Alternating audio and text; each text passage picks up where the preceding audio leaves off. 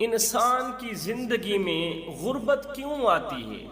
پریشانیاں اور مصیبتیں، آفات و بلیات کیوں آتی ہیں؟ ان تمام چیزوں سے کیسے بچا جا سکتا ہے؟ سنیے، رسول کریم صلی اللہ علیہ وآلہ وسلم ایک دن پریشانی کی حالت میں اپنے گھر کے ایک کونے میں دیوار سے ٹیک لگائے بیٹھے ہیں۔ دیوار سے ٹیک لگائے بیٹھے ہیں۔ میرے نبی نے اپنی کالی کملی چہرے پر گرا رکھی اور اپنا سر گھٹنوں میں دے رکھا ہے، اور پریشان اس لیے ہیں، اداس اس لیے ہیں کہ سب لوگ ایمان کیوں نہیں لاتے۔ ہائے، محبوب خدا کے چہرے پر اداسی دیکھ کر،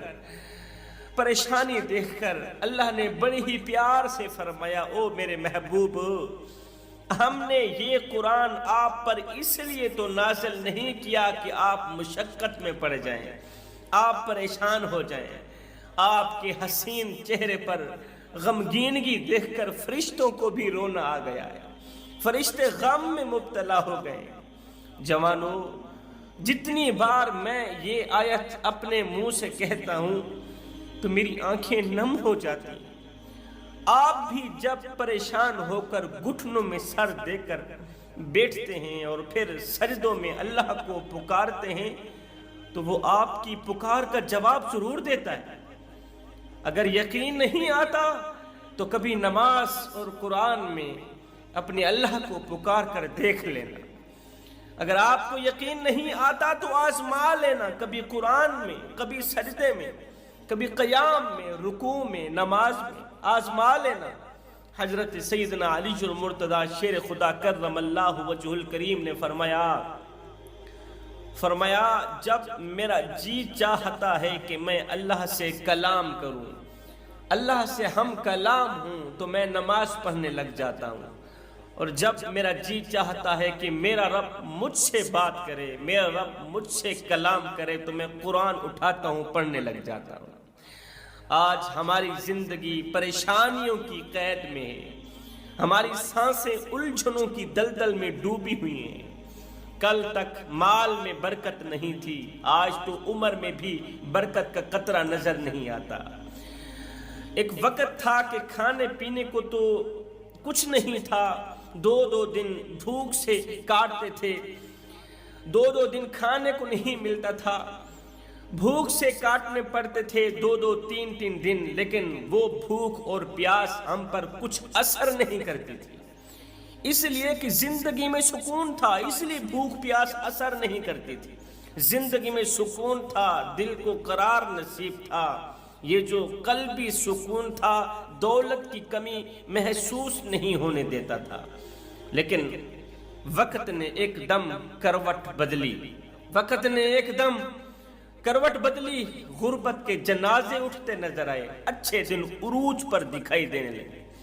غربت کے جنازے اٹھتے نظر آئے، امیری عروج پر نظر آئے۔ پچھلے 20 سال ہم نے غربت میں گزارے،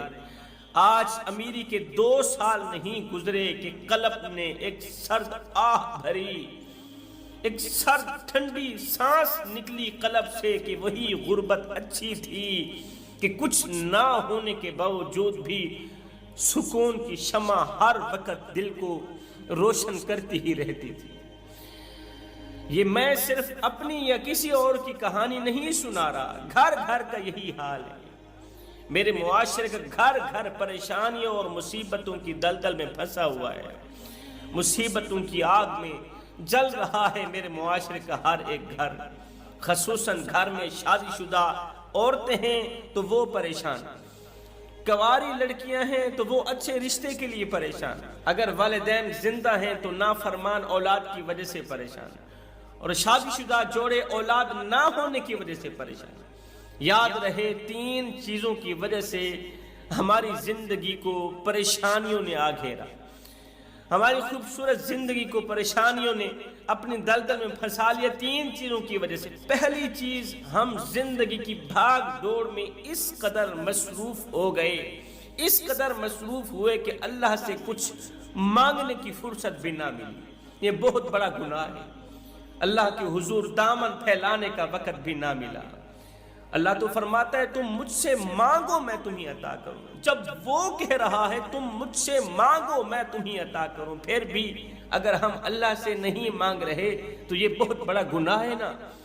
اس قدر الجھنوں میں مصروف ہوئے کہ اللہ سے مانگنے کی فرصت بھی نہ ملی۔ کچھ لوگ قسمیں دے دے کر کہتے ہیں جی ہم اللہ سے مانگتے ہیں، ہم اللہ سے مانگتے ہیں، کیا کریں اللہ ہمیں دیتا ہی نہیں، اللہ ہمیں دیتا ہی نہیں، اس لیے ہم نے اللہ سے مانگنا ہی چھوڑ دیا۔ میں نے کہا او نادانو، تمہیں نہیں معلوم، تمہیں نہیں پتا کہ تم کس سے مانگ رہے ہو، اور تم اس رب سے مانگ رہے ہو جس نے آدم علیہ السلام کو ہر شے کا علم سکھایا، مٹی سے بنا کر ایسی فضیلت بخشی، ایسا مقام بخشا کہ فرشتوں کو انہیں سجدہ کرنے کا حکم دیا،